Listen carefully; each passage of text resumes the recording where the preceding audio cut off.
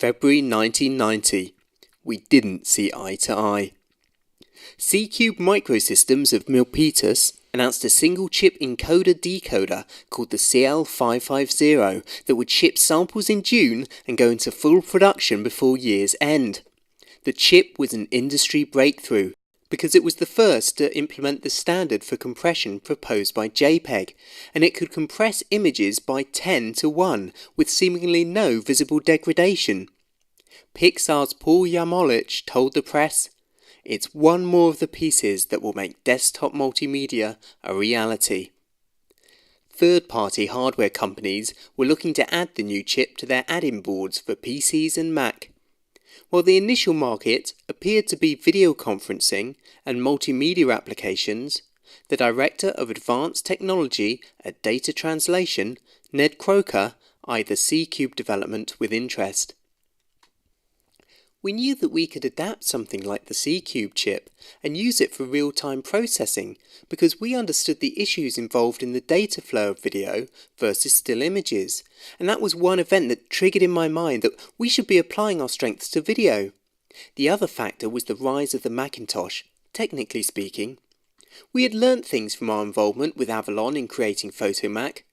I started looking at possible architectures and product requirements. Avid's Eric Peters had more immediate needs for a C-Cube's chip. After the Avid 1 was introduced, pressure was building for Avid to implement hardware compression to improve picture quality. We talked with about half a dozen companies to see if any of them would be interested in implementing a hardware board we could incorporate into the Media Composer. John Molinari completed his course at Harvard Business School and returned immediately to data translation. As soon as I completed HBS, I sat down with my father and we laid out a plan to transform data translation into a bigger, more diverse company. Along with our technologist Ned Kroeker and hardware and systems designer Jim Hardiman, we had the idea to expand the frame grabber concept beyond technical use. Based on the real-time data capture and storage concepts behind an existing patent that data translation had been granted, continuous performance, we agreed to pursue the technical idea of inserting a newly available but unproven compression semiconductor subsystem between input analog digital and output digital analog converters to allow the capture and storage of video at high quality and in real time. It was, in effect, what we'd been doing for years with other signal formats, once carrying temperature, pressure or flow data. Now our task was to do this with a video signal and do it with utter precision so that there was no frame, audio or ancillary signal data loss. Success would enable digital video editing on a PC. The Multimedia Group's Mac-based video card would be bundled with third-party software or be delivered to another company as an original equipment manufacturer (OEM) deal. The most obvious candidate for an OEM card appeared to be Avid Technology in nearby Burlington. Avid's Media Composer had launched with its own proprietary software algorithms to deliver low-resolution images for offline editing purposes, but the small company needed to progress the picture quality. Craig Burkmeyer observes, "You really needed hardware assistance to make it happen. Which, to put in context, is the same now. When you want full resolution HD, you still need hardware for input-output." Ned Kroeker recalls that the two companies had more than a passing knowledge of each other. "We began talking to them about an OEM deal because they were the only game in town. They were a top-notch software vendor, but they were using a 16-bit frame grabber at offline resolution with a modified JPEG compression. Eric Peters had previously ported some of our data translation products to the Apollo platform, so he knew about us." Kurt Rawley recalls, "We spoke with data translation about building a video board for us in a certain way, but they were very confident with their skills on creating a board design in a different way, in their own way. Despite having arguably better quality, the Avid team believed the data translation card needed some modifications to suit their use, as was customary with OEM orders. John Molinari recalls the impasse. I guess they didn't understand what we were saying about the extent to which we were planning on taking picture quality on a personal computer. We intended to be better than Betacam, with no picture loss. and Avid were doing very well with low-resolution images. We didn't see eye to eye. Kroeker recalls, "They actually didn't believe we could possibly make the hardware in the time frame, and in hindsight, they were pretty correct. It took us a lot longer than we expected to create the working pieces." Avid informed data translation of their decision. Kroeker recalls, "They didn't want our hardware, and they weren't interested in running their product on top of ours. It's when we suddenly realised, that we would have to do it all. The hardware, the software, front end, back end, sales, marketing, everything. It wasn't what we had expected to have to do." As a result, a rivalry was born, and one that would ultimately end up in court. John Delmont offers his perspective. "In my opinion, Avid didn't see that they had been offered potentially a better board, and by turning John Molinari down had instead created a competitor. Soon after, Data Translation CEO Fred Molinari appointed his son John to run a new division that would focus on the emerging multimedia field. John Molinari continues, "The whole key for us was to bring beautiful signals into the computer, compress them as little as possible, which of course created very high data rate transfers, and then enable them to come back out of the computer in a way that no one could tell that they had been processed by our PC subsystem.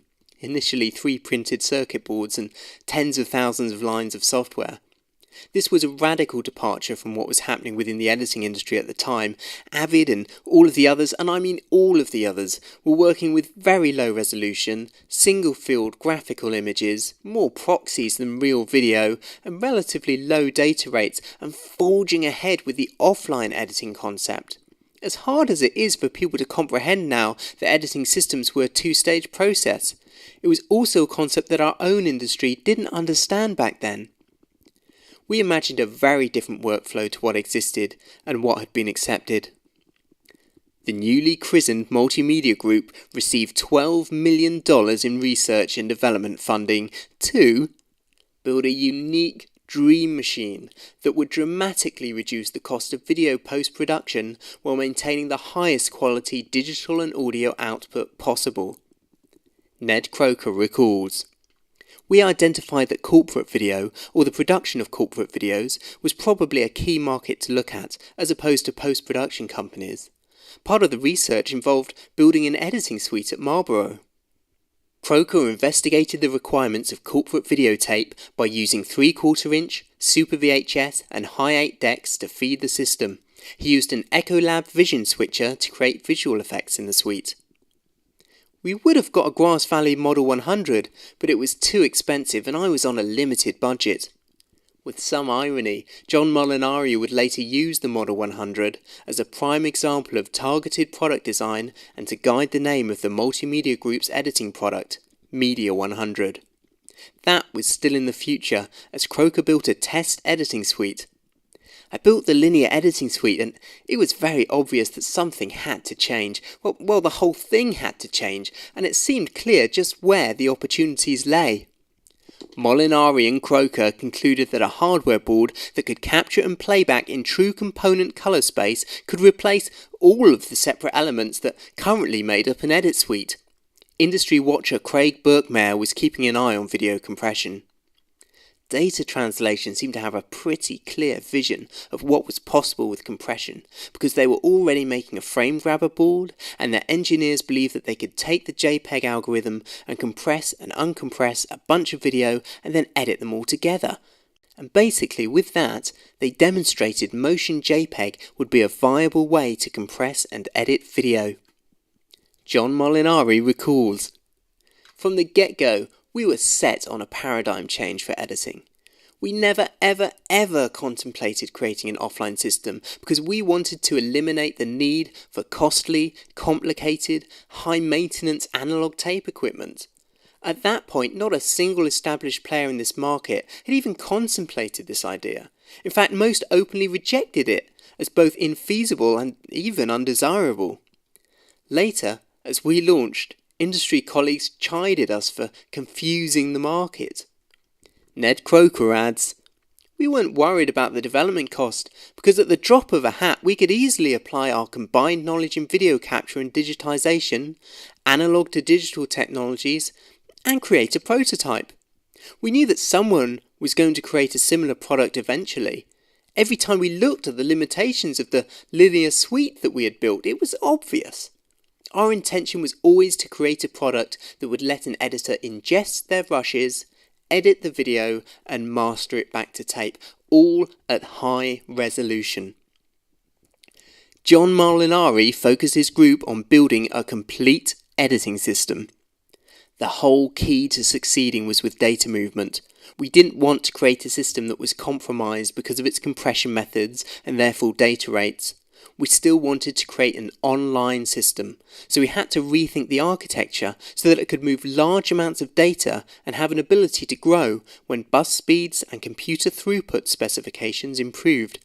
The only way to do that was to reinvent the whole thing. We were all young people in our 20s and 30s. We didn't know what we were trying to achieve was next to impossible. We didn't know what we didn't know.